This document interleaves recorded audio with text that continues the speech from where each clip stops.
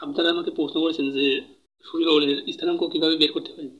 তো আজকে আমি সেটা নিয়ে একটু কথা বলবো। তো এটা এ বি একটা সমীকরণ।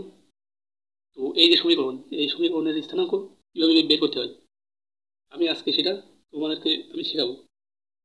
তো চলো শুরু করা যাক। প্রথমে সমীকরণ লেখা হয়েছে, এরপরে যথানিয়মে এটা করা হয়েছে। এরপরে এই যে 4x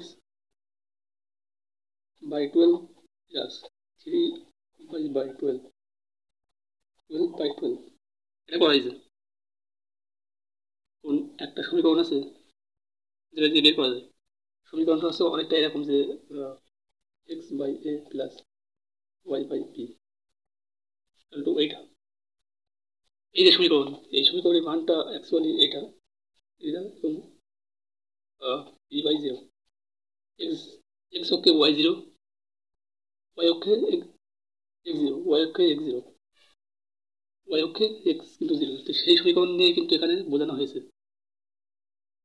তো এখন এই ফোরের সাথে 12 কাটাকাটি করলে X by three plus Y by four to one. এই যে ওয়ানটা ছিল, আমরা কিন্তু সেই নিয়ে কিন্তু আমরা পেয়েছি সমীকরণটা। তো সমীকরণটা আর দাঁড়াচ্ছে অনেকটা এরকম যে এ থ্রি কমা জিরো, বি জিরো কমা ফোর। ওই যে বললাম যে এক্স অক্ষে ওয়াই এর মান জিরো, এই যে এখানে তাই করা হয়েছে। এক্স অক্ষে সেট করেছে, ওয়াই এর মান জিরো লেখা হয়েছে। ওয়াই অক্ষে সেট করেছে, এক্স এর মান জিরো। তো আমরা এখানে সমীকরণ থেকে স্থানাঙ্কের মান পেয়ে গেলাম খুব সহজেই। তো এই যে সমীকরণ ছিল এটা, এখান থেকে আমরা সেই সমীকরণের স্থানাঙ্ক বের করলাম। তো আশা করি কারোর বুঝতে অসুবিধা হয়নি। যদি অসুবিধা হয় তো অবশ্যই কমেন্ট করে জানিয়ে দেবেন। তো এই যে 2024 তোমাদের জন্য কিন্তু নিয়মিত ভিডিও আমি নিয়ে আসি।